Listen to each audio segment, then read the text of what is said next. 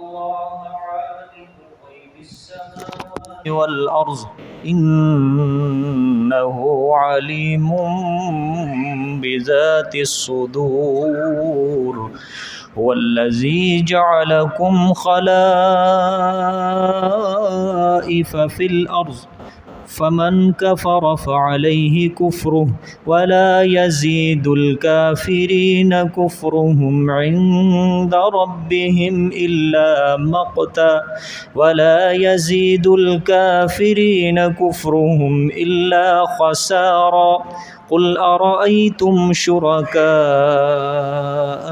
الذين تدعون من دون الله أروني ماذا خلقوا من الأرض أم لهم شرك في السماوات أم آتيناهم كتابا فهم على بينة منه بل إن يعد الظالمون بعضهم بعضا إلا غرورا إن الله يمسك السماوات والأرض أن تزولا ولئن زالتا إن أمسكهما من أحد من بعده إنه كان حليما غفورا وأقسموا بالله جهد أيمانهم لئن جاءهم نذير ليكونن أهدى من إحدى الأمم فلما جاءهم نذير ما زادهم إلا نفورا استكبارا في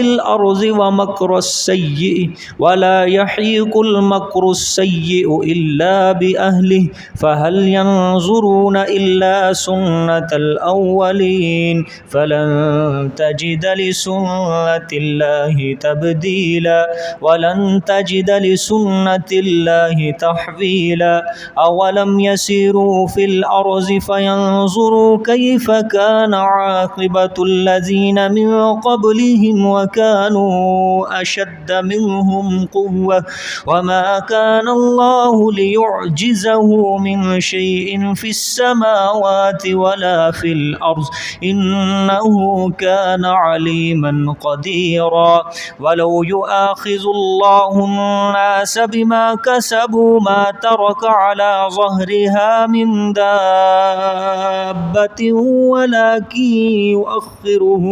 ولكن يؤخرهم إلى أجل مسمى فإذا جاء أجلهم فإن الله كان بعباده بصيرا صدق الله العظيم.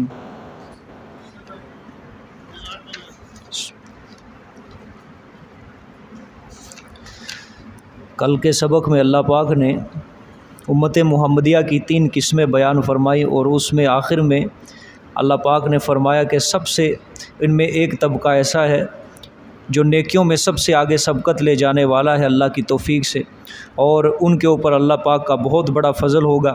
پھر اللہ نے اپنے فضل کا بیان فرمایا، جنت کی نعمتیں گنوائیں، اور پھر اس کے بعد اللہ پاک نے تخویف اخروی بیان فرمائی کہ جو لوگ دنیا میں کفر کیا، شرک کیا، ان کے لیے جہنم کی آگ ہوگی، کبھی بھی ان سے عذاب کو ہلکا نہیں کیا جائے گا۔ ان کی فریادیں اللہ پاک نے بیان فرمائی۔ اب جہاں سے آج کا سبق شروع ہو رہا ہے، ان اللہ عالم غیب السماوات والارض، اب یہاں سے اللہ پاک دلیل عقلی نمبر 10 بیان فرمائیں گے۔ ان اللہ عالم غیب السماوات والارض، بے شک اللہ جاننے والا ہے آسمان اور زمین کے غیب کو، بے شک اللہ پاک زمین و آسمان کے غیب کو جاننے والا ہے۔ انہ علیم بذات الصدور، اور اس کی کیا تخصیص، بے شک وہ جاننے والا ہے سینوں تک کے رازوں کو۔ اللہ پاک نے فرمایا زمین و آسمان کی ہر پوشیدہ چیز کو جاننے والا میں ہوں، ہر ذرے کو جاننے والا میں ہوں، لہٰذا سب کی فریادیں سننے والا بھی میں، سب کی حاجتیں پوری کرنے والا بھی میں۔ تو عبادات کے اندر، اپنی پکار کے اندر صرف اور صرف کس کی پکارو؟ اللہ کی پکارو۔ کیوں؟ اس لیے کہ وہ علیم بذات الصدور ہے۔ ایک تو ہے زبان سے انسان کسی چیز کا اظہار کرے، کوئی کلمات بولے، اللہ تعالیٰ نے فرمایا یہ تو الگ، ہم تو جو دل کے اندر انسان کے بات آتی ہے ہم اس کو بھی جاننے والے ہیں۔ آگے والذی جعلکم خلائف فی الارض، وہی وہ ذات ہے۔ اب یہ ترغیب ہوگی، قرآن پاک ترغیب ہوگی ایمان کی طرف، اور ساتھ تخویف اخروی بھی ہے، ٹھیک ہے، ترغیب بھی ہوگی اور تخویف اخروی بھی ہے۔ والذی جعلکم خلائف فی الارض، وہی وہ ذات ہے جس نے آباد کیا تمہیں، جعلکم خلائف، جس نے کیا تمہیں آباد، فی الارض بیچ زمین کے، ٹھیک ہے۔ اللہ پاک نے فرمایا کہ میرا دیکھو کتنا احسان ہے تمہارے اوپر کہ ہم نے تمہارے آباء و اجداد کے بعد زمین میں تمہیں آباد کیا ہے۔ تو اس کا تقاضا کیا تھا کہ تم ایمان قبول کرتے اور شرک کو چھوڑ دیتے، لیکن تم میں سے بہت سارے ایسے ہو گئے جنہوں نے شرک کو قبول کیا اور توحید کو چھوڑ دیا، میری وحدانیت کو چھوڑ دیا۔ میرا کتنا بڑا احسان ہے تمہارے اوپر کہ میں نے تمہیں زمین کے اندر کیا کیا ہے؟ آباد کیا ہے۔ دیکھو اللہ پاک کس چیز کو تسلیم کروانا چاہتے ہیں، انسان سے اللہ پاک کس چیز کو تسلیم کروانا چاہتے ہیں؟ اب آگے دیکھیں، فمن کفر فعلیہ کفرہ، ہاں پس وہ انسان جو کفر کرے گا، ٹھیک ہے، فعلیہ کفرہ، پس اوپر اس کے پڑے گا کفر اس کا، یعنی اس کے کفر اور شرک کا وبال اسی کے اوپر پڑے گا، ٹھیک ہے۔ آگے وَلَا يَزِيدُ الْكَافِرِينَ كُفْرُهُمْ عِنْدَ رَبِّهِمْ إِلَّا مَقْتًا، اور نہیں بڑھاتا، نہیں زیادہ کرتا کافروں کو، وَلَا يَزِيدُ، اور نہیں زیادہ کرتا کفر کرنے والوں کو، کفرہم، ان کا کفر، عند ربہم، اپنے رب کے ہاں، الا مقتا، ازروئے ناراضگی کے، الا مقتا، مگر ازروئے ناراضگی کے، کہ کیا فائدہ ہے، کیا فائدہ ہے کفر کرنے کا، شرک کرنے کا، اللہ کی نافرمانی کرنے کا؟ کوئی فائدہ نہیں ہے، کوئی فائدہ نہیں ہے۔ تمہارا کفر تمہیں اللہ پاک کی ناراضگی ہی لے کر دے رہا ہے، اللہ پاک کی ناراضگی کو بڑھا رہا ہے۔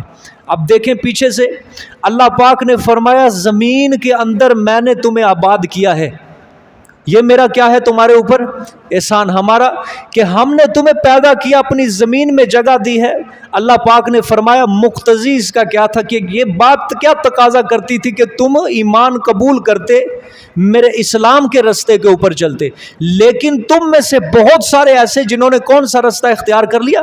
کفر و شرک کا رستہ اختیار کیا، میری نافرمانیوں کا رستہ اختیار کیا ہے۔ اب دیکھیں اللہ پاک کیا منوانا چاہتے ہیں کہ زمین کے اوپر، روئے زمین کے اوپر نظام چلے تو صرف اور صرف کس کا؟ اللہ پاک کا نظام چلا، اللہ پاک کا نافذ ہونا چاہیے نظام، اس کے علاوہ کسی کی کوئی حاکمیت نہیں چلے گی، شیطان کی کوئی حاکمیت نہیں چلے گی۔ انفرادی طور کے اوپر بھی اور اعلیٰ سطح طور، اجتماعی طور کے اوپر بھی صرف اور صرف کس کی حاکمیت ہوگی؟ اللہ پاک کی حاکمیت ہوگی۔ اللہ نے فرمایا دیکھو تم نے کفر کیا تو اس میں کون سی بات ہے؟ کفر کرو گے ہمارا کوئی نقصان نہیں ہے، کوئی نقصان نہیں ہے، فعلیہ کفر، اس کفر کا، اس شرک کا، اس نافرمانی کا وبال تمہارے اپنے اوپر ہی ہوگا، ٹھیک ہے۔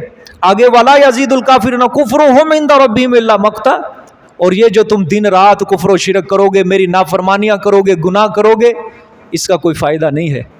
یہ اللہ تعالیٰ کی ناراضگی کو بڑھاتا جا رہا ہے، بڑھاتا جا رہا ہے، اللہ کے غضب اور قہر کو بڑھاتا جا رہا ہے، تم اللہ کے غضب اور قہر کے مستحق بنتے جا رہے ہو۔ سمجھ آئیے؟ گویا اللہ پاک انفرادی اور اجتماعی طور پر کیا کہنا چاہتے ہیں کہ زمین کے اوپر اگر زندگی بسر کرنی ہے تو میرے احکامات کے اوپر عمل کر کے بسر کرنی ہے، ٹھیک ہے۔ زمین کی اصل ملکیت کس کی ہے؟ اصل مالک زمین کا کون ہے؟ یہ تو عارضی طور پر مالک ہے نا، دنیا کے بادشاہ عارضی طور پر مالک ہیں، خلیفہ ہے نا، خلیفہ اللہ پاک نے فرمایا خلیفہ ہیں. اور خلیفہ کا کام کیا ہوتا ہے کہ وہ اصل جو بادشاہ ہوتا ہے، شہنشاہ ہوتا ہے، اس کے نظام کو کیا کرے؟ وہ نافذ کر دے. ٹھیک ہے.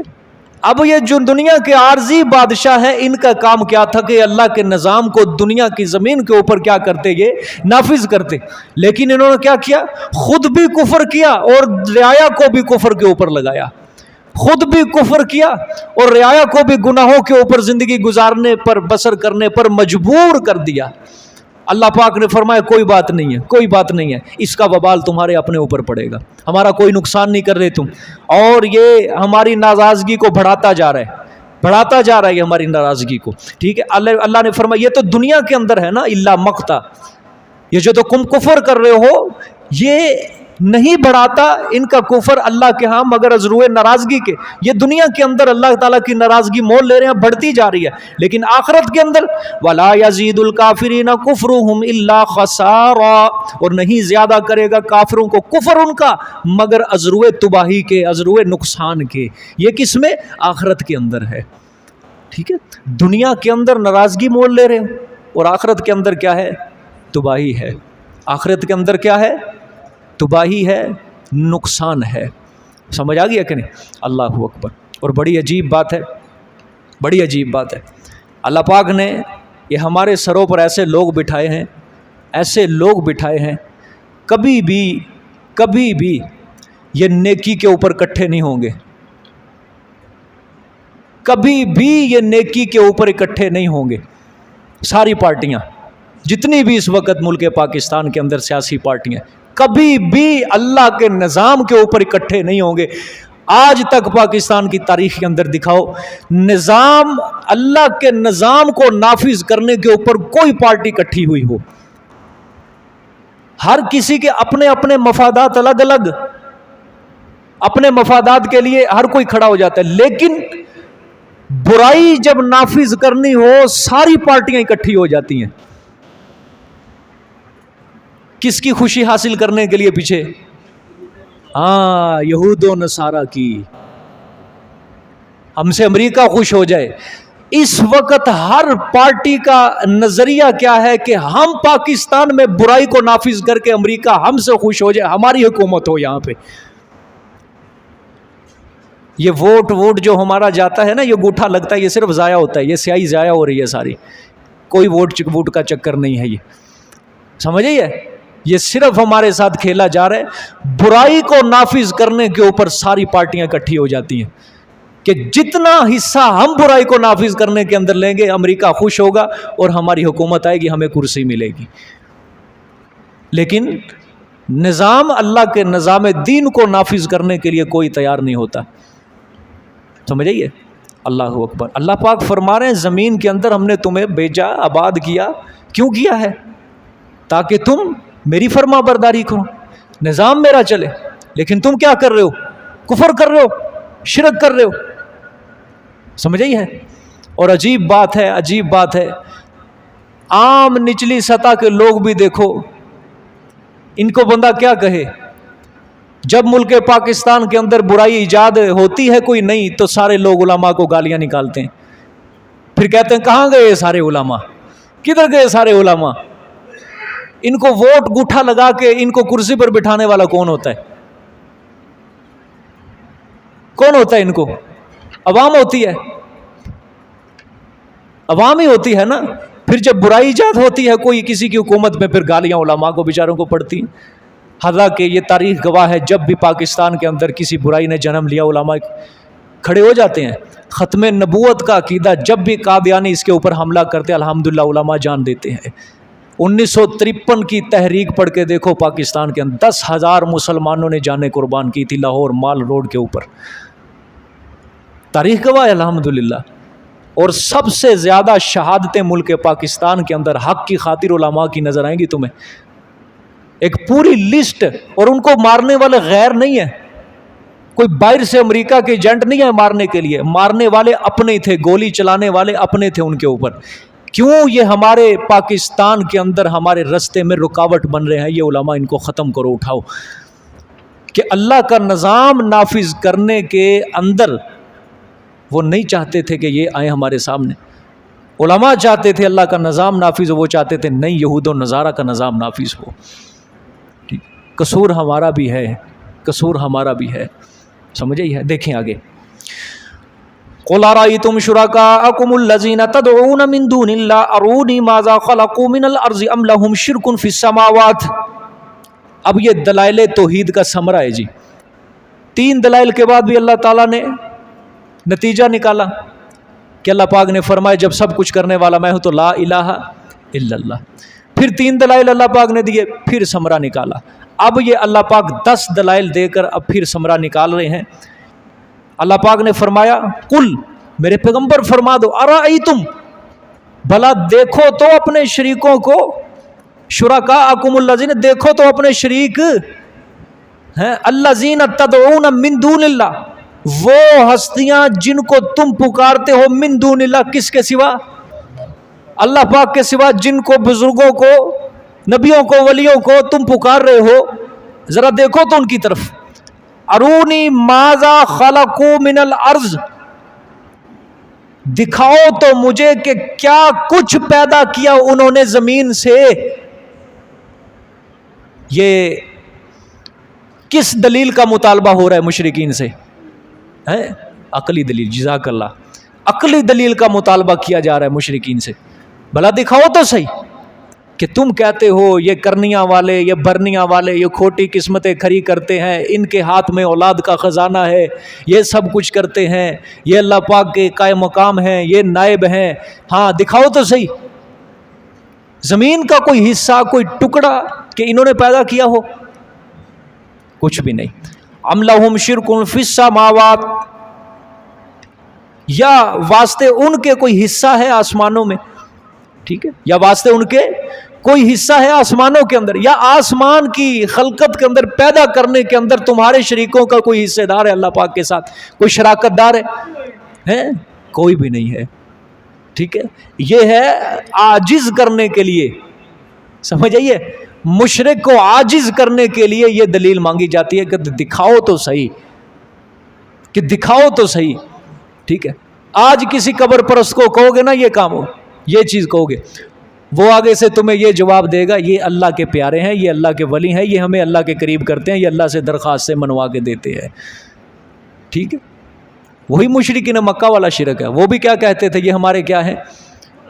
سفارشی ہیں اللہ کے ہاں، یہ اللہ کے قریب کر دیتے ہیں. ہم ان کی تعظیم اس وجہ سے کرتے ہیں کہ جب ہم ان کی تعظیم کریں گے تو اللہ خوش ہوگا اور یہ اللہ سے ہماری درخواستیں پوری کروا کر دیں گے. ان کا شرک اللہ پاک نے قرآن پاک میں بیان کیا ہے. سورۃ یونس کے اندر اللہ نے بیان کیا، آگے انشاءاللہ سورۃ زمر آئے گی، اس کی آیت نمبر 3 کے اندر اللہ پاک بیان کر رہے ہیں. اللہ پاک فرمائیں گے کہ جب ان مشرکین مکہ سے کہا جاتا ہے تم ان کی باتیں کیوں کرتے ہو، کیوں پکارتے ہو غائبانہ حاجات مشکلات میں، وہ کہتے ہیں جن کی ہم باتیں کرتے ہیں ہمیں اللہ کے قریب کر دیتے ہیں، یہ اللہ کے قریب کر دے. اور آج کے مشرک کا بھی یہی عقیدہ کہ جس پیر کی نظر نیاز ہم دے رہے ہیں یہ اللہ کے کیا کرتے ہیں، ہم قریب کرتے ہیں، یہ اللہ پاک کے قریب کرتے ہیں.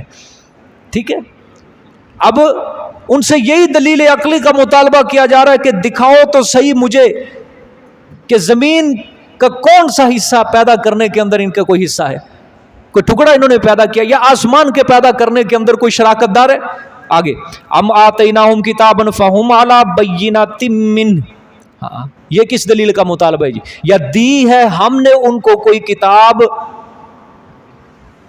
ہے، نقلی دلیل، شاباش، یہ دلیل نقلی کا مطالبہ ہے کہ کوئی ہم نے ان کو کتاب دی ہے کہ اس کتاب کے اندر ان کا جو شرک ہے، ان کے اس شرک کی صحت کے اوپر دلالت کرے، کہ اس کتاب کے اندر لکھا ہو کہ جو کوئی تم یہ کر رہے ہو، شرک کر رہے ہو، جو تم زبان سے بکواسات ایجاد کرتے ہو، کفریہ شرکیہ کلمات کہتے ہو، یہ تمہیں کہنے کی اجازت ہے، یہ شرکیہ افعال کرنے کی تمہیں اجازت ہے، اس کتاب کے اندر لکھا ہو. ٹھیک ہے، ہم نے ان کو کوئی کتاب دی ہو، فَهُمْ عَلَىٰ بَيِّنَةٍ مِّنْهُ، پس وہ اوپر دلیل کے ہیں اس کتاب سے کہ ہم نے ان کو کتاب دی. ام آتیناہم کتاباً، یا دی ہو ہم نے ان کو کتاب، فَهُمْ عَلَىٰ بَيِّنَةٍ، پس وہ اوپر کس کے ہیں؟ دلیل کے ہیں، منہ، اس کتاب سے، کہ اس کتاب سے انہوں نے دلیل پکڑی کہ جی فلانی آسمانی کتاب میں لکھا تھا، فلانے مصحف میں لکھا تھا، جو ہم کام کر رہے ہیں شرکیہ یہ سارے کے سارے جائز ہیں۔ اللہ پاک فرما رہے میرے پیغمبر ان سے پوچھو تو صحیح، آپ بھی بھائی یہی مطالبہ کر سکتے ہو، کر سکتے ہو۔ کیا یا تم قبر کو سجدہ کر رہے ہو؟ دکھاؤ کس کتاب میں ہے؟ قرآن پاک کے اندر لکھا ہوا ہے غیر اللہ کو سجدہ کرنا؟ وہ تمہیں ایک چیز صرف کہیں گے، گھسی ہوئی دلیل دیں گے، حضرت آدم نے بھی تو حضرت آدم کو تو فرشتوں نے سجدہ کیا تھا، بس یہ دلیل ہے ان کے پاس۔ وہ شریعت اور تھی، یہ شریعت اور ہے، سمجھ آئی ہے؟ وہ شریعت حضرت آدم کی شریعت میں بہن بھائی کا نکاح جائز تھا، لیکن ہماری شریعت میں کیا ہے؟ حرام ہے، ناجائز ہے، ٹھیک ہے۔ اور خیر سے جو سجدہ کرنے والے تھے نا حضرت آدم کو، وہ کون تھے؟ فرشتے تھے، اور ہم کیا ہیں؟ انسان ہیں، سمجھ آئی ہے؟ ہم انسان ہیں۔ اور نیز وہ سجدہ تعظیمی تھا، وہ سجدہ عبادت نہیں تھا۔ اور سجدہ تعظیمی جو ہے وہ پچھلی شریعتوں کے اندر جائز تھا، جس طرح حضرت یوسف کے بھائیوں نے حضرت یوسف علیہ السلام کو کیا تھا، وہ سجدہ تعظیمی تھا، وہ پہلی شریعتوں کے اندر جائز تھا، ہماری شریعتوں کے اندر کیا ہے؟ حرام ہے۔ آپ صلی اللہ علیہ وآلہ وسلم نے فرمایا اگر میری شریعت کے اندر غیر اللہ کو، اللہ کے سوا کسی کو سجدہ کرنا جائز ہوتا، صحابی تھے نا، وہ کوفہ سے آئے تھے، انہوں نے آ کے کہا یا رسول اللہ ہم باہر کے علاقوں میں دیکھ کے آئے ہیں کہ لوگ اپنے وڈیروں کو تعظیماً سجدہ کرتے ہیں، تو یا رسول اللہ ہمارے ہاں اگر ادب اور احترام اور تعظیم کا تقاضا یہ ہے کہ سجدہ کیا جائے تو آپ سب سے زیادہ حقدار ہیں اللہ کے بعد کہ آپ کو سجدہ کیا جائے۔ آپ صلی اللہ علیہ وسلم نے فرمایا نہ، اگر اللہ کے بعد کسی کو سجدہ کرنے کی اجازت ہوتی تو میں بیوی کو حکم کرتا کہ وہ خامند کو کیا کرے؟ سجدہ کرے۔ میری شریعت کے اندر چونکہ اللہ کے سوا کسی اور کو سجدہ کرنا کیا ہو گیا ہے؟ حرام ہو چکا ہے۔ سجدہ تعظیمی بھی کیا ہے؟ ناجائز ہے۔ سجدہ عبادت جو ہے یہ تو ہر شریعت کے اندر حرام ہے۔ دیکھو سجدے کی دو قسمیں ہوتی ہیں، ایک سجدہ عبادت کسی کو عالم الغیب حاضر ناظر خالق مالک سمجھ کر سجدہ کرنا، یہ تو عبادت ہے، اور عبادت اللہ کے سوا کسی اور کی کیا ہے؟ حرام ہے، شرک ہے۔ ایک دوسرا سجدہ ہوتا ہے تعظیمی سجدہ کہ اگلے کی تعظیم اور ادب کرتے ہوئے سجدہ کیا جائے، اور یہ سجدہ تعظیمی پہلی شریعتوں کے اندر جائز تھا، ہماری شریعت کے اندر کیا ہے؟ یہ حرام ہے۔ سمجھ آ گئی ہے؟ کتنی قسمیں سجدے کی؟ دو کی، ایک سجدہ عبادت اور سجدہ تعظیمی۔ سجدہ عبادت ہر شریعت کے اندر حرام، اور سجدہ تعظیمی پہلی شریعتوں کے اندر جائز، اور ہماری شریعت کے اندر سجدہ تعظیمی بھی کیا ہو گیا؟ حرام ہو گیا۔ سمجھ آئی ہے؟ آگے فَهُمْ عَلَىٰ بَيِّنَةٍ مِّنْهُ، پس وہ اوپر دلیل کے ہوں اس سے، اس کتاب سے۔ بل ان یعد الظالمون بعضهم بعضا الا غرورا، سمجھے غور سے، ہاں اللہ نے فرمایا بلکہ نہیں، ان کے پاس کوئی دلیل عقلی نہیں ہے، کوئی نقلی دلیل نہیں، کوئی کتاب سے یہ دلیل پیش نہیں کر سکتے، بلکہ بل ان یعد الظالمون، بلکہ نہیں وعدہ دیتے ظالم، شرک کرنے والے، ظلم کرنے والے، بعضهم بعض ان کے، بعضن بعض کو، الا غرورا مگر دھوکے کا، مگر دھوکے کا، کہ ان شرک کرنے والے ظلم کرنے والوں کے بعض کو کیا کر رہے ہیں؟ دھوکے کا وعدہ دے رہے ہیں۔ کیا وعدہ ہے؟ کہ ان کے بڑوں نے ان کو غلط بات بتلا دی ہے، ان کے آباء و اجداد ان کو غلط ڈگر کے اوپر، غلط لائن کے اوپر چلا کے چلے گئے کہ ہمارے مرنے کے بعد ان پیروں کو سفارشی سمجھنا، یہ تمہیں جنت میں ہاتھ پکڑ کے لے کے جائیں گے، ان کے دربار پہ جانا نہ چھوڑنا، ان کی نظر نیاز دینا نہ چھوڑنا، جس طرح ہم اپنی زندگی کے اندر 12 دیگیں ان کے نام کی چڑھاتے تھے، تم اس ہمارے اس طریقے کو کیا رکھنا؟ جاری رکھنا۔ یہ سفارشی ہوں گے، ہاں انشاءاللہ کل قیامت والے دن پیر آگے آگے ہوگا اور تم پیچھے پیچھے چلو گے ان کے۔ سمجھ آئیے کہ نہیں؟ ہاں یہ دھوکے کا وعدہ دے رہے ہیں، سمجھ آئی ہے؟ بل ان یعد الظالمون بل بعضهم بعضا الا غرورا، بلکہ نہیں وعدہ دیتے ظلم کرنے والے بعض ان کے کو، بعض کو، الا غرورا مگر کس کا؟ دھوکے کا وعدہ دے رہے ہیں، اور کسی چیز کا وعدہ۔ کوئی دلیل نہیں ہے، کوئی دلیل عقلی نہیں ہے، کوئی دلیل نقلی نہیں ہے، صرف کیا ہے؟ یہ دھوکے کے وعدے ہیں سارے کے سارے، بس دیکھا دیکھی وہ بھی کر رہا ہے اور میں بھی کر رہا ہوں۔ ان اللہ یمسک السماوات، والارض ان تزولا ولئن زالتا ان امسکہما من احد من بعد انہ کان حلیما غفورا. یہ دلیل عقلی نمبر 11 ہے. یہ بے شک اللہ پاک یمسک السماوات والارض روکے ہوئے ہے آسمانوں کو اور زمینوں کو. ان تزولا کس بات سے؟ یہ کہ وہ ہٹ پڑیں، یہ کہ وہ گر جائیں. سمجھ آئیے؟ اللہ پاک سورۃ کہف میں بھی آئی تھی یہ آیت. اللہ نے فرمایا یہ جو تم زبان سے کفر یا شرکیہ کلمات بول رہے ہو نا، اس کا تقاضا تھا کہ زمین و آسمان کہیں پھٹ پڑیں گے. کیا ہو جائیں گے؟ یہ تمہارے یہ شرکیہ کفریہ کلمات، یہ زمین و آسمان کیا ہو جائیں؟ یہ پھٹ پڑیں، ان سے بھی برداشت نہیں ہوگی یہ چیز. ٹھیک ہے، یہاں بھی وہی بات کہ اللہ پاک روکے ہوئے ہیں آسمان اور زمینوں کو، یہ کہ وہ ہٹ جائیں، گر پڑیں. ہاں والا انزالتا ان امساکہما، اور البتہ اگر وہ دونوں اگر وہ گر پڑیں، ان امساکہما تو نہیں روک سکے گا ان دونوں کو. کس سے گرنے سے؟ من احدن کوئی ایک، من بعد ہی اللہ کے سوا. من بعد ہی کا ترجمہ اللہ کے سوا، یعنی اس کے بعد اللہ کے سوا. اللہ نے فرمایا یہ جو تم شرک کر رہے ہو، کفر کر رہے ہو، میری نافرمانیاں کر رہے ہو، یہ اللہ پاک کیا ہے؟ روکے ہوئے. پیچھے آیت آئی تھی نا پچھلی صورت میں، اللہ نے فرمایا جو تم گناہ کر رہے ہو تم ذرا غور و فکر تو کرو، تم گھیرے ہوئے ہو. زمین و آسمان نے تمہارا احاطہ کیا ہوا ہے، آگے پیچھے سے، اوپر سے آسمان نیچے سے زمین. تم قید خانے کے اندر بند ہو. تم گناہ کر کے جاؤ گے کہاں؟ بھاگو گے کہاں؟ یہاں پہ اللہ پاک ملتی جلتی بات بیان فرما رہے کہ دیکھ لو، تمہیں خوف نہیں آتا، تمہیں ڈر نہیں لگتا کہ جب تم ہماری نافرمانیاں کرو گے ہم تمہارے اوپر آسمان گرا دیں؟ اگر تم ہماری نافرمانی کرو ہم تمہارے اوپر زمین پھاڑ دیں، ہم زلزلہ برپا کر دیں ہم. کیا تمہیں خوف نہیں آتا؟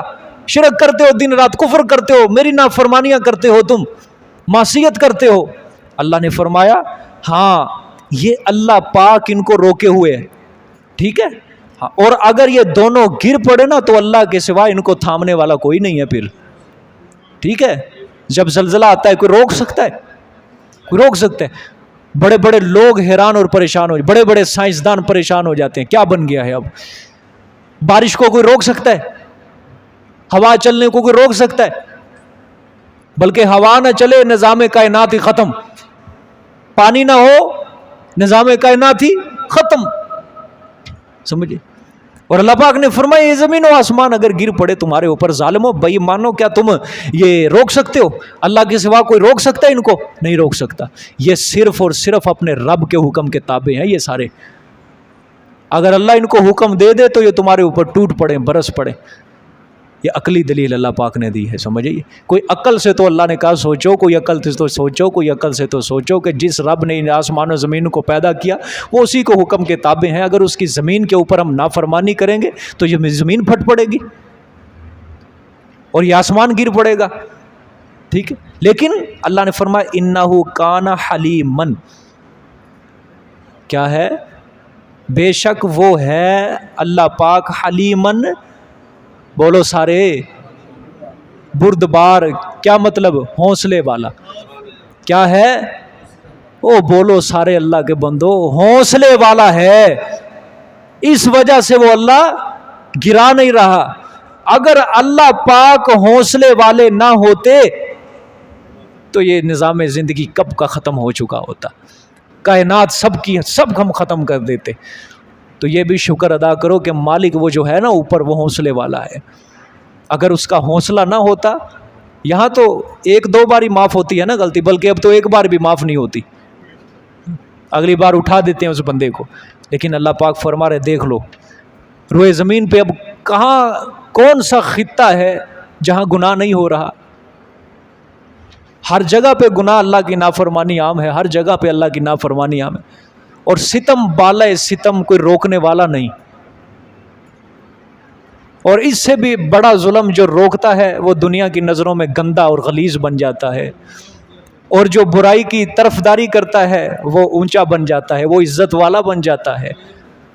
وہ واقعتاً طاقتور، دلیر، عوام کی نظروں میں خوش قسمت انسان، عزت والا، عظمت والا، اور جو نیکی کی دعوت دے رہا ہوتا ہے وہ پرلے درجے کا ان کی نظروں کے اندر بے عزت، بے ایمان، گالیاں اس کو نکالی جاتی ہیں. یہ ہے کہ نہیں؟ ظلم پر ظلم، ظلم اعلیٰ ظلم، ظلم اعلیٰ، ستم والا ستم ہے یہ بات. تو پھر کیوں نہ کہیں انہ کان حلیما، بڑا ہی حوصلے والا ہے وہ، بڑا ہی حوصلہ ہے اللہ پاک کا، بڑا ہی حوصلہ ہے خدا کی قسم. ہاں آگے غفورا، بخشنے والا ہے. ٹھیک ہے، ڈھیل دیتا ہے، ڈھیل دیتا ہے، بخش دیتا ہے، چھوڑ دیتا ہے تمہارے گناہوں کو دیکھ کر. ٹھیک ہے اللہ. آگے دیکھیں جی. وَأَقْسَمُوا بِاللَّهِ جَهْدَ أَيْمَانِهِمْ، یہ زجر بھی ہے اور تخویف دنیاوی بھی ہے. ٹھیک ہے جی.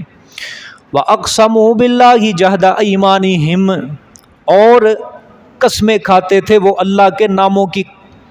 کب؟ جہد ایمانہم، کوشش اپنے قسموں کی. کب کھاتے تھے؟ آپ صلی اللہ علیہ وسلم کے آنے سے پہلے مشرکین مکہ. اب یہ وہ لوگ مراد ہیں کہ آپ صلی اللہ علیہ وسلم ابھی دنیا میں نہیں آئے تھے. یہ لوگ مشرکین مکہ کیا کھاتے تھے؟ قسمیں کھایا کرتے تھے. کیا قسمیں؟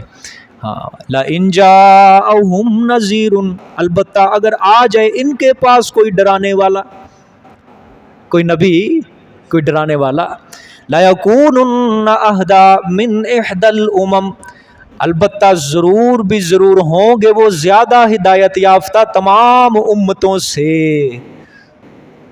یہی ہمارے 14 صدیوں کے بعد جو لوگ ہیں نا، اسی طرح باتیں کرتے تھے وہ بھی، کہ ہم بھی نبی کے زمانے میں پیدا ہوئے ہوتے.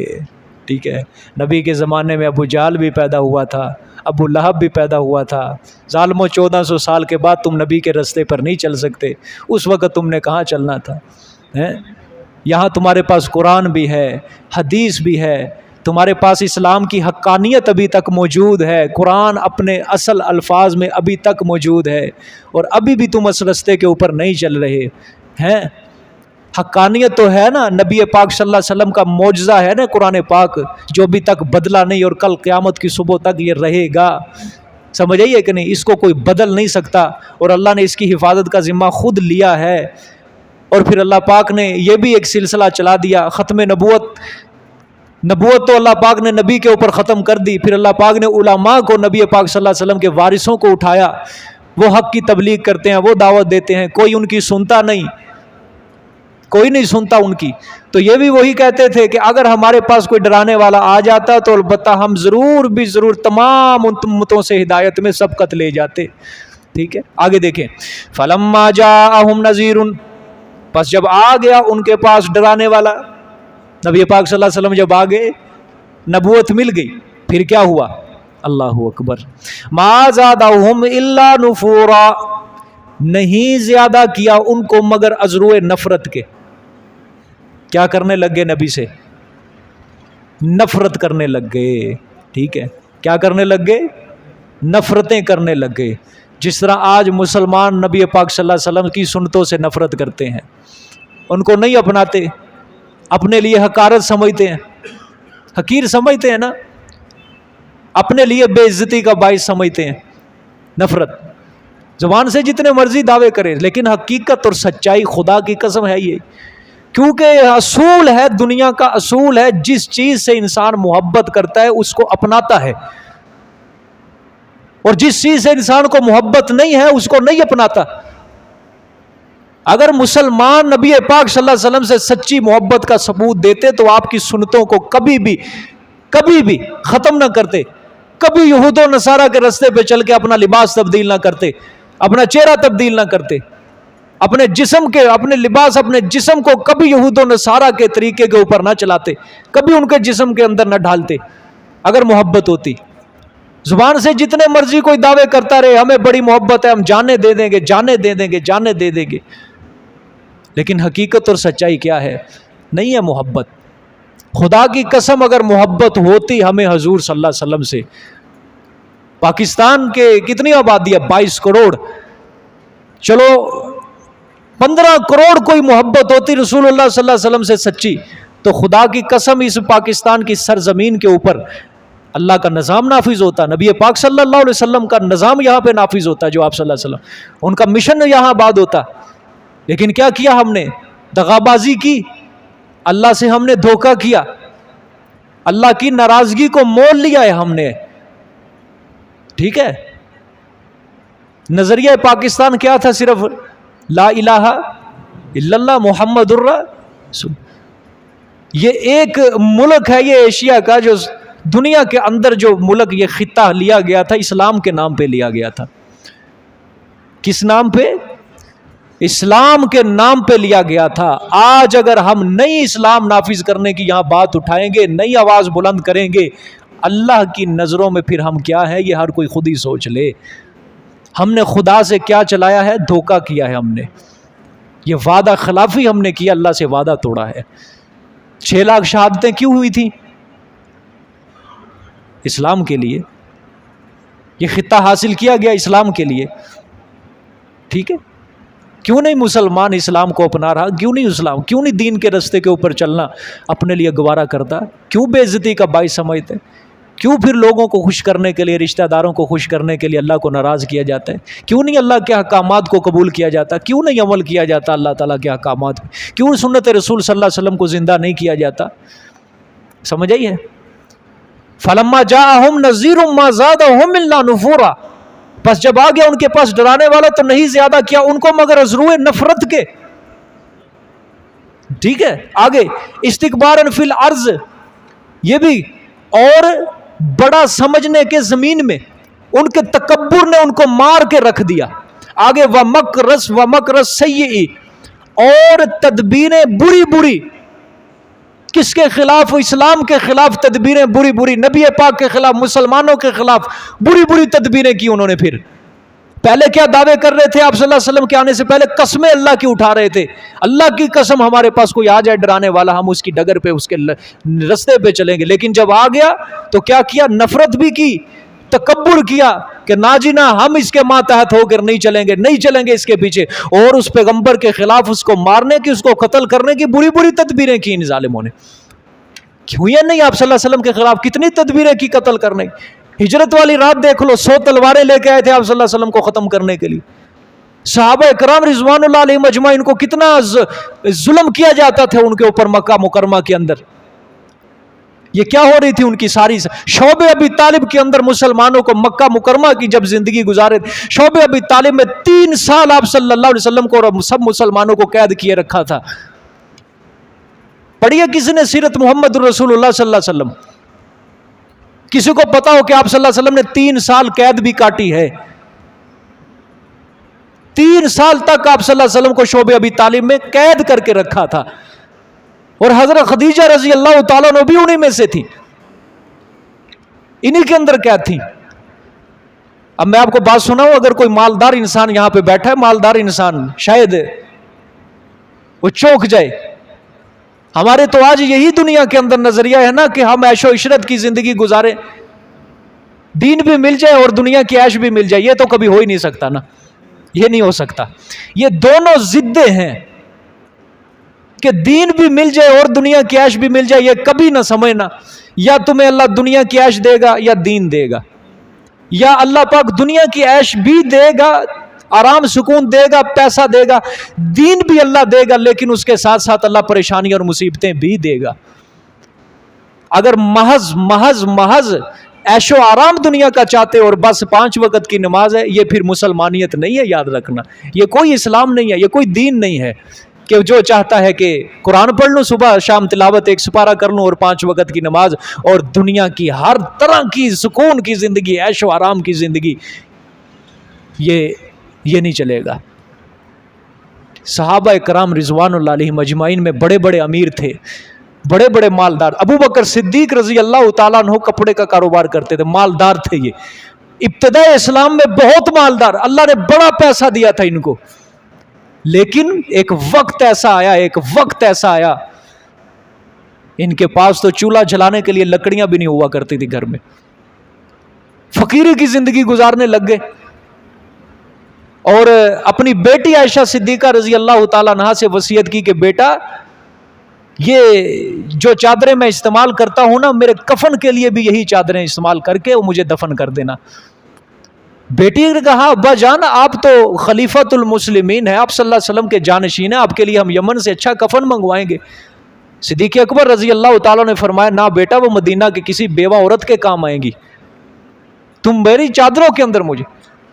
ابتدائے اسلام میں بڑے مالدار تھے، اور جو اسلام بڑھتا گیا، پھیلتا گیا، مسلمانوں کے اوپر اللہ کی طرف سے آزمائشیں بڑھتی گئی، کافروں کا ظلم و ستم ٹوٹتا گیا، حضرت صدیق اکبر نے نبی پاک صلی اللہ علیہ وسلم کے حکم کے اوپر، آپ کے اشاروں کے اوپر اپنا تن من دھن سب کچھ قربان کر دیا تھا۔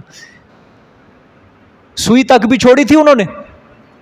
سنتے ہو نا قصے علماء کی زبان سے کہ گھر کا گھر سارا اٹھا کے لے کے آئے، اور میاں پاک صلی اللہ علیہ وسلم نے پوچھا کیا چھوڑ کے آئے؟ اگر کہا کہ اللہ و رسول، اللہ اور اس کا رسول چھوڑ کے آیا ہوں۔ دیواروں کے اوپر ہاتھ مار کے سوئی تک بھی آپ صلی اللہ علیہ وسلم کی خدمت میں لا کے عرض کر۔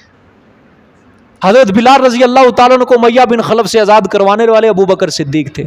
کئی صحابہ اکرام جو غلامی کی زندگی گزارے تھے، ان کو آزاد کروانے والے ابو بکر صدیق، لیکن آخر زندگی فقیری کے اندر، اپنی خلافت گویا کہ فقیری کی حالت میں گزاری ہے۔ حضرت خدیجہ رضی اللہ تعالیٰ عنہ مکے کی سب سے زیادہ مالدار خاتون تھی، ڈھیر لگا دیا تھا انہوں نے بیت اللہ کے سین کے اندر، لیکن جب شعبہ ابی طالب کے اندر مسلمان قید ہوئے، وہی خدیجہ جو مکے کی سب سے زیادہ مالدار تھی، جب اسلام میں داخل ہوئی، اسلام قبول کیا، اسلام میں دل میں گھر کر گیا، وہی خدیجہ شعبہ ابی طالب میں درختوں کے پتے کھا کے گزارا کر رہی ہے۔ ہم نے کیا اسلام کو سمجھا ہوا ہے کہ جو اسلام کے رستے پہ خالص دل نیت سے چلے گا، کیا وہ آرام سے بیٹھ سکے گا، سکون سے بیٹھ سکے گا؟ نہیں، بالکل۔ اگر سکون اگر اصل سکون لینا ہے نا، اصل سکون لینا ہے، ملے گا تمہیں وہ خدا کی محبت کے اندر جب تم غرق ہو جاؤ گے، غوطہ لگاؤ گے، پھر یہ دنیا کی مصیبتیں پریشانیاں جب تمہارے اوپر آئیں گی، تم اس کو کچھ بھی نہیں سمجھو گے۔ توجہ میری طرف میں، اسلام کے رستے کے اوپر صحابہ اکرام چلے تھے نا، بڑی مصیبتیں آئیں، پریشانیاں آئیں، لیکن کسی نے بچے بیوی گھر کا خوف نہیں رکھا، ہر کسی نے یہی خوف رکھا کہ خدا ناراض نہ ہو جائے، بس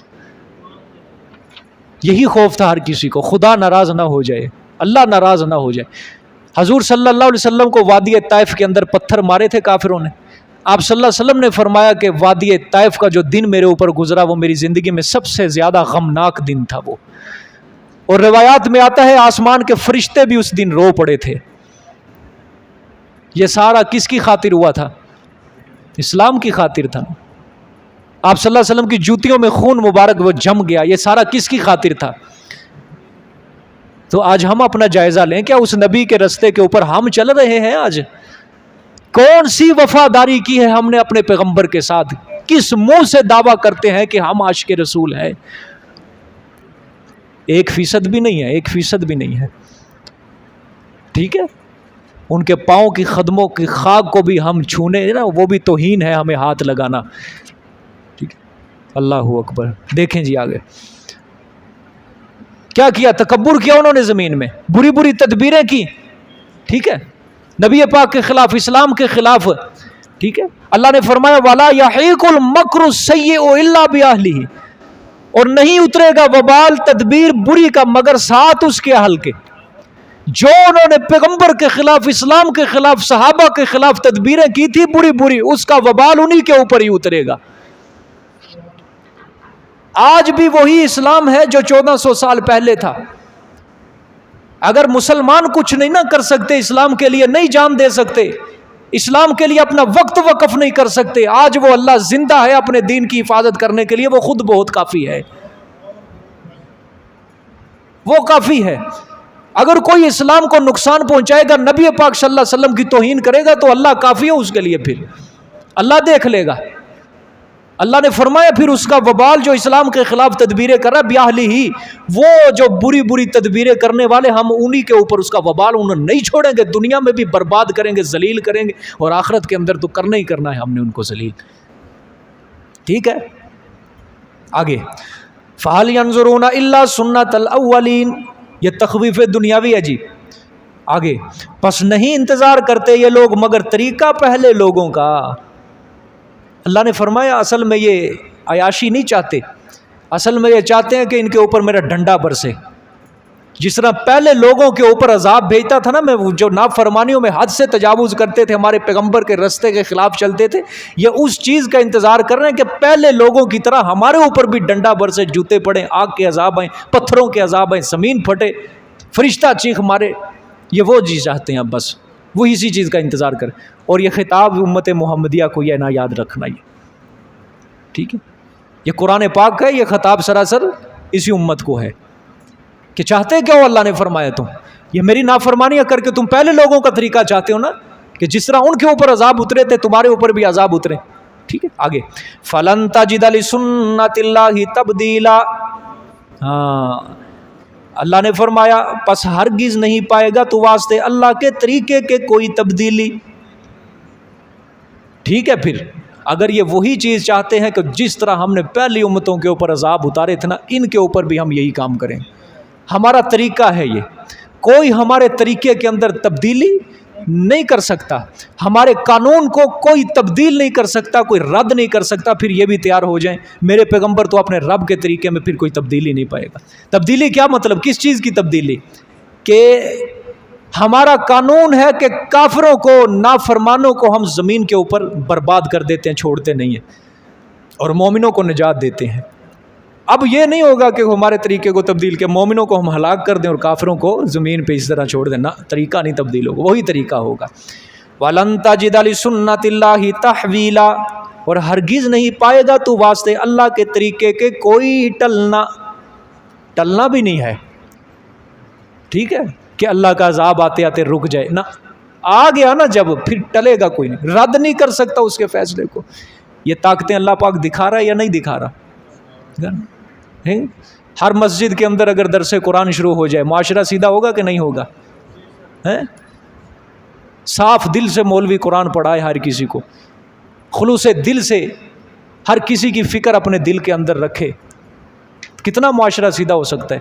لیکن مولوی صاحب نے جب سمجھنا ہے بس میری ذمہ داری نماز پڑھانا اور گھر کو جاؤ نماز پڑھانا، مہینے بعد تنخواہ مل جائے، یہ تو ذمہ داری نہیں ہے نا، یہ تو ذمہ داری نہیں ہے، ٹھیک ہے۔ اللہ اکبر۔ آگے دیکھیں جی، اولم یسیروا فی الارض فینظروا کیف کان عاقبۃ الذین من قبلہم، کون بتائے گا جی اس آیت کا نام کیا ہے؟ نقلی دلیل، شاباش، کون بول رہا ہے پیچھے سے؟ تخویف دنیاوی ہے، شاباش، جزاک اللہ۔ دیکھیں جی، اولم یسیروا فی الارض فینظروا کیف کان عاقبۃ الذین من قبلہم وکانوا اشد منہم قوۃ، تخویف دنیا، آیا نہیں چلے پھرے یہ لوگ زمین کے اندر، فینظروا کیف کان عاقبۃ الذین من قبلہم، پس دیکھیں وہ کیسا تھا انجام ان لوگوں کا جو ان سے پہلے گزرے۔ چلو پھرو زمین میں، دیکھو تو صحیح ان بستیوں کا، اجڑی بستیاں تمہارے سامنے ہے، دیکھو تو صحیح کیسا تھا انجام ان لوگوں کا ہے۔ آگے وَقَانُوا أَشَدَّ مِنْهُمْ قُوَّةً، اور تھے وہ زیادہ ان سے، قوتاً ازروئے طاقت کے۔ اللہ نے فرمایا یہ ان کی طاقتیں، طاقت، قوت، مال، وہ پہلی امتیں ان سے بھی زیادہ تھیں، یہ کہاں کے؟ کوئی اب تو تھوڑا سا 5 سیکنڈ کے لیے بھی دوڑ نہیں سکتا، اب اتنی سی طاقتیں ہیں، صرف گنتی کے 5 قدم دوڑ کے تیزی سے کوئی چلے اس کو سانس پہ سانس چڑھ جاتا ہے، چڑھتا ہے کہ نہیں؟ اللہ نے فرمایا تمہارے مال کدھر کے، تمہاری طاقتیں کہاں گئی؟ وہ جو پہلی قومیں تھیں نا جن کو ہم نے ہلاک کیا، وہ تو تکبر بھی کرتے تھے کہ زمین میں ہم سے زیادہ طاقتور ہے ہی کوئی نہیں، پہاڑوں کو تراش تراش کے وہ گھر بناتے تھے۔ اللہ نے فرمایا وہ تم سے بھی طاقتور تھے، مال میں، قوت میں، سب ہر لحاظ سے، لیکن نہیں چھوڑا ہم نے ان کو، نام و نشان مٹا دیا ہم نے، نام و نشان مٹا دیا ہم نے۔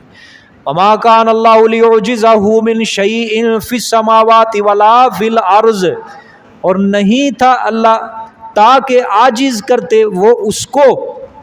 ہاں اللہ نے فرمایا نہیں تھے، ہاں نہیں ہے اللہ پاک تاکہ عاجز کرے اسے کوئی چیز، من شیء، اللہ پاک کو کوئی چیز عاجز کر کے دکھائے، ہے ہی نہیں کسی کے اندر اتنا دم، اتنی طاقت. پھر آگے کیا فرمایا؟ فی السماوات ولا فی الارض، آسمانوں میں اور نہ ہی زمینوں میں. کوئی ہرا کے دکھائے، کوئی اللہ کو عاجز کر کے دکھائے، کوئی کمزور کر کے دکھائے اللہ پاک کو. اللہ نے فرمایا آج تک کوئی ایسا پیدا ہی نہیں ہوا اور نہ ہوگا کہ جو اللہ تعالیٰ کی تدبیر کو، اللہ کے فیصلے کو عاجز کر کے دکھائے، اللہ کو ہرا کے دکھائے اپنے. کوئی بھی نہیں ہے. اور لوگ کیا کہتے ہیں کہ محمد قیامت والے دن ہمیں زبردستی چھڑا کے لے کے جائے گا اللہ سے، ہمارے پیر زبردستی چھڑا کے لے کے جائیں گے. ٹھیک ہے، استغفر اللہ. کیسی کیسی بکواسات انہوں نے ایجاد کی ہوئی ہیں نا، آج کتابوں کے اندر پڑھتے ہیں، دماغ خراب ہو جاتا ہے انسان کا. وما کان اللہ لیعجزہ، اور نہیں ہے اللہ پاک تاکہ عاجز کیا جائے اس کو، عاجز کرے اس کو کوئی چیز، من شیء، کوئی بھی چیز، زمینوں میں، آسمانوں میں اور نہ زمینوں میں. ہاں آگے انہ کان علیما قدیرا، بے شک وہ ہے جاننے والا، قدرت والا. اللہ پاک کیا ہے؟ جاننے والے ہیں، قدرت والے ہیں. اللہ پاک نے فرمایا ہم دانا ہیں، ہم توانا ہیں، ہم طاقتور ہیں، کوئی چیز ہمارے علم سے باہر نہیں ہے. آگے وَلَوْ يُؤَاخِذُ اللَّهُ النَّاسَ بِمَا كَسَبُوا مَا تَرَكَ عَلَىٰ ظَهْرِهَا مِن دَابَّةٍ. اب دیکھو جی، یہ ذرا غور سے آیت سمجھنا. اور اگر پکڑ لے اللہ فوراً الناس، لوگوں کو، بما کسبوا، وہ جو کرتے ہیں گناہ کے کام. ٹھیک ہے، اللہ لوگوں کو فوراً پکڑ لے، وہ جو گناہ کے کام کرتے ہیں لوگ. ہاں ما ترک علی ظہرہا من دابۃ، تو نہیں چھوڑے گا اوپر اس زمین کی پیٹھ کے، من دابہ، کوئی جاندار. دابۃ کا لفظی ترجمہ کیا ہے؟ چلنے والا. ٹھیک ہے، کوئی جاندار چلنے والا کوئی زمین کے اوپر رہے گا ہی نہیں. سمجھ آئی ہے؟ پکڑے جائیں گے سب. اچھا ہونا تو انسان چاہیے تھا، کیونکہ انسان مکلف ہے نا اللہ کے احکامات کا. اس کا جواب یہ ہے کہ اللہ نے سرسری لفظ بولا چلنے والا. بعض اردو ترجمے میں جانور بھی ہے، بعض میں جاندار بھی ہے، سب آ جاتی ہے ساری مخلوق. وجہ یہ ہے کہ انسان کو بنا کے اللہ نے جتنی بھی چیزیں پیدا کی ہیں وہ سب انسان کی خدمت کر رہی ہیں. وہ ہر جانور، ہر درخت، ہر چیز اللہ نے کس کی خدمت میں لگایا. تو جب انسان ہلاک تو پھر پیچھے کچھ، جس طرح حضرت نوح علیہ السلام کی قوم پہ عذاب آیا، وہ عذاب کیا تھا؟ عالمی سیلاب اور عذاب تھا. وہ عالمی، یہ نہیں صرف حضرت نوح کے خطے کے اوپر، نہ پوری روئے زمین پہ سیلاب آیا، حتیٰ کہ بیت اللہ بھی ڈوب گیا تھا اس میں، پوری روئے زمین پہ. اور جاندار جتنے بھی تھے وہ بھی کیا ہو گئے؟ سب ختم ہو گیا، اللہ نے ختم کر دیا. پھر وہ کشتی جو جودی پہاڑ کے قریب گزری، پھر اللہ نے زمین اور آسمان کو حکم کیا چل آسمان اپنا پانی بند کر، زمین کو کہا چل اپنا پانی نکل جا. پھر وہاں سے آباد ہوئی انسانیت، وہ 80-83 بندوں سے. ٹھیک ہے، اور اللہ پاک نے فرمایا کوئی کرے گناہ، ہم اگر پکڑ لیتے نا فوراً، ہمارا حوصلہ دیکھو، ہمارا بردباری دیکھو، ہمارا حلم دیکھو کہ ہم پکڑنا چاہتے فوراً. اگر کوئی گناہ کرے، کوئی دیکھے بے حیائی، کوئی کرے بے حیائی کا کام، ہم اس کو فوراً موت دیتے تو کوئی زمین کے اوپر زندہ نہ بچتا، کوئی جاندار چلنے والا زندہ ہی نہ بچتا. ٹھیک ہے، اور آگے کیا فرمایا؟ وَلَٰكِن يُؤَخِّرُهُمْ إِلَىٰ أَجَلٍ مُّسَمًّى، اور لیکن وہ ڈھیل دیتا ہے ان کو ایک میعاد مقرر تک. ایک ڈھیل ہوتی ہے اس کی. جب گھروں میں جاتے ہو نا رات کو یا صبح کو، ان آیتوں کو یاد رکھا کرو. سمجھ آئی ہے؟ دوسروں کو بھی سنایا کرو. لوگ کہتے ہیں اللہ غفور رحیم ہے، وہ نہیں بخش دے گا، معاف کر دے گا، کوئی نہ کوئی. اب دیکھ رہے ہو اللہ کا غضب کتنا ہے قرآن پاک، کیسے جلال بھری اللہ باتیں کر رہے ہیں. اب سمجھیے، اب آگے دیکھو، یہ سورت یاسین کل کو شروع ہوگی. یہ ایسے مردوں کو بخشواتے ہیں نا لوگ، اس کو ذرا پڑھیں بھی، ذرا ہلا کے رکھ دیتی ہے انسان کو. یہ ہیں، یہ بھی ہوتا ہے. یقین کرو ایسی ایسی قیامت اور دنیا کے اللہ پاک کا حوال بیان کرے گا، قیامت کے عذاب، میں نے نہیں تمہیں چھوڑنا، میں نے یہ کر دینا، اللہ پورا جلال ہے اللہ پاک کا اس میں۔